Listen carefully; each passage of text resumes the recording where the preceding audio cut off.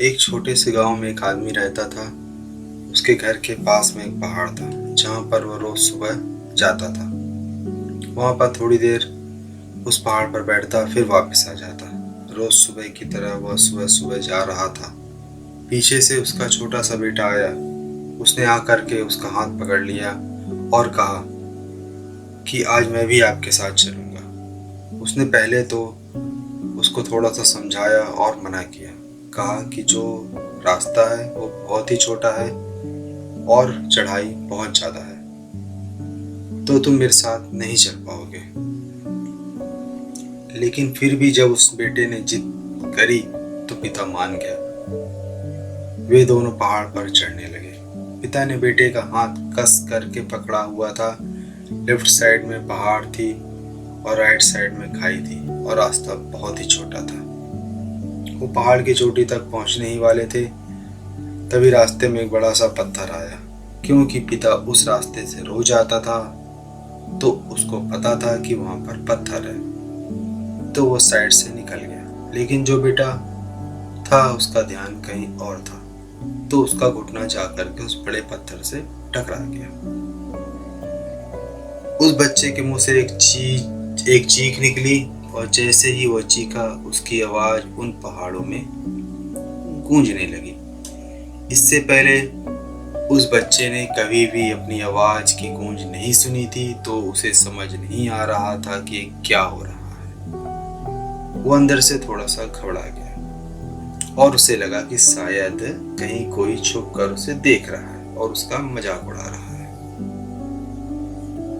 फिर उस बच्चे ने बोला, कौन हो तुम? तो जब उस बच्चे ने उस गूंज को सुना तो उसे गुस्सा आ गया और उसे लगा कि कौन है ये जो मेरा मजाक उड़ाया जा रहा है। फिर उसने गुस्से से कहा कि मैं तुम्हें छोड़ूंगा नहीं।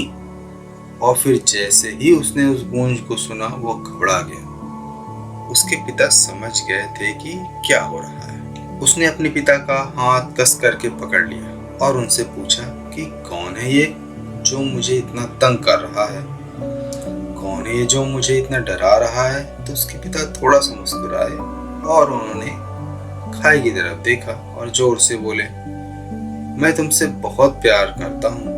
वह सुनकर वो बच्चा हैरान हो गया और उसे समझ में नहीं आया कि क्या हो रहा है, क्योंकि वही इंसान जो उसका मजाक उड़ा रहा है, उसको तंग कर रहा है, वो उसके पिता जैसा बोल रहा है कि मैं तुमसे प्यार करता हूँ। तो उसके पिता ने अपने बेटे को देखा और वे समझ गए कि उसके मन में क्या चल रहा है। और फिर दोबारा उन्होंने बोला, तुम बहुत अच्छे हो। और ये सुनकर उनका बेटा थोड़ा सा मुस्कुराया और पूछा अपने पिता से कि क्या हो रहा है।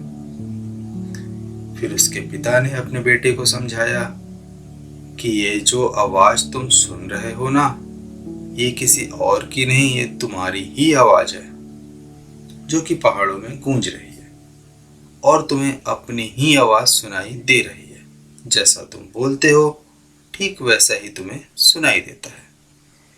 अगर तुम गुस्से से कुछ कहोगे तो पलट करके जो आवाज आएगी उसमें भी गुस्सा होगा, लेकिन अगर तुम कुछ अच्छा कहोगे तो आवाज भी अच्छी ही होगी।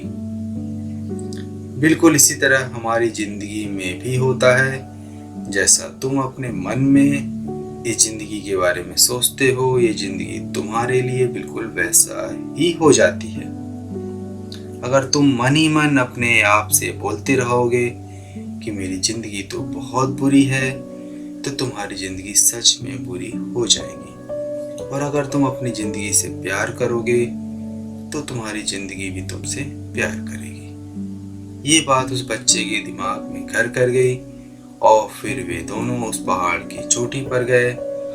लेकिन बच्चे के दिमाग में यही बात घूम रही थी और फिर वो बच्चा खिलखिलाकर हंस उठा और उसने अपने दोनों हाथ खोले और अपनी पूरी ताकत से बोला, मैं तुमसे बहुत प्यार करता हूँ।